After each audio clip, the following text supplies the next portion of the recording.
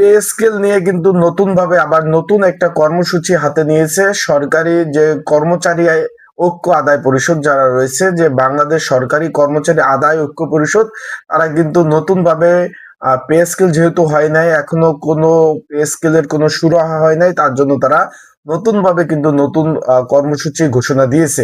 সেই কর্মসূচির মধ্যে কি কি রয়েছে আজকে আমরা এই ভিডিওর মাধ্যমে আপনাদের জানিয়ে দিব।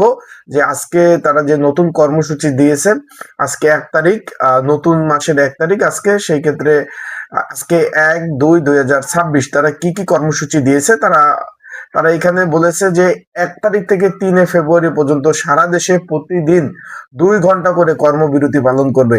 আশা করি বিষয়টা বুঝতে পারছেন। তারা নতুন যে কর্মসূচি দিয়েছে সেইখানে আজকে 1 তারিখ, 1 তারিখ, 2 তারিখ এবং 3 তারিখ, 1 ফেব্রুয়ারি, 2 এবং 3 তারিখ পর্যন্ত প্রতিদিন 2 ঘন্টা করে কর্মবিরতি পালন করবে। পাশাপাশি দাবি আদায় না হলে 6 ফেব্রুয়ারি, 6 তারিখ তারা অলরেডি কিন্তু বলেছে যে 1, 2 এবং 3, এই 3 দিন 2 ঘন্টা করে, প্রতিদিন 2 ঘন্টা করে তারা কর্মবিরতি পালন করবে সকাল 9টা থেকে 11টা পর্যন্ত। বিষয়টা বুঝতে পারছেন। যত সরকারি অফিস, কর্পোরেশন, কর্তৃপক্ষ, সংস্থা রয়েছে, স্বায়ত্তশাসিত প্রতিষ্ঠান রয়েছে, সকল প্রতিষ্ঠানে এই 2 ঘন্টা করে তারা কর্মবিরতি পালন করবে। তারপর যদি কোনো ফলাফল না হয়, আগামী 6 ফেব্রুয়ারি প্রধান উপদেষ্টার বাসভবনে অভিমুখে, প্রধান উপদেষ্টা ডক্টর ইউনূস, তার বাসভবন রয়েছে যমুনা, সকলে অবগত আছেন, তার অভিমুখে মিছিল ঘোষণা করেছে। তার অভিমুখে মানে তারা যাত্রা, সকল সংগঠন নিয়ে তারা কিন্তু তার অভিমুখে কিন্তু তারা যাবে। সংগঠনের নেতারা তারা এটা বলেছে, তারা জাতীয় প্রেস ক্লাবের সামনে আয়োজিত সমাবেশে এই কর্মসূচির ঘোষণা করে। এখানে কিন্তু 35টি বেশি সংগঠন অংশগ্রহণ করেন।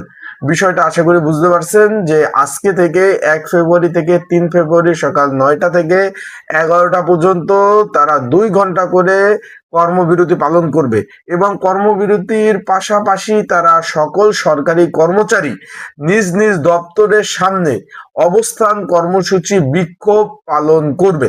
মানে কর্মবিরতি তো করবেই তারা, তার সাথে বিক্ষোভ মিছিল এবং কর্মবিরতি শান্তিপূর্ণভাবে তারা মানববন্ধন করবে। এ সময়ের মধ্যে দাবি না আদায় হলে আগামী 6 ফেব্রুয়ারি শুক্রবার সকাল 10টায় শহীদ মিনার হতে প্রধান উপদেষ্টার বাসভবনের অভিমুখে তারা হবে এবং মিছিল এবং ঘেরাও কর্মসূচি পালন করবে। তারা কিন্তু অলরেডি এটা বলে দিয়েছে। এই যে নবম পে স্কেলের এটা হলো সর্বশেষ আপডেট। তাই এইরকম সঠিক খবর আপডেট পেতে আমার ইউটিউব চ্যানেলটা কিন্তু আপনারা সাবস্ক্রাইব করে রাখতে পারেন এবং যে খবর আসবে, নতুন খবর, সেই খবর কিন্তু আপনাদের মাঝে আমি তুলে ধরবো আমার এই ইউটিউব চ্যানেলের মাধ্যমে। তাই সঠিক খবর, সঠিক তথ্য পেতে আমার ইউটিউব চ্যানেলটা সাবস্ক্রাইব করে রাখেন এবং আপনাদের কোনো মন্তব্য থাকলে আপনারা কিন্তু অবশ্যই সেই মন্তব্য প্রকাশ করতে পারেন। সকলে ভালো থাকবেন আর সুস্থ থাকবেন। আসসালামু আলাইকুম।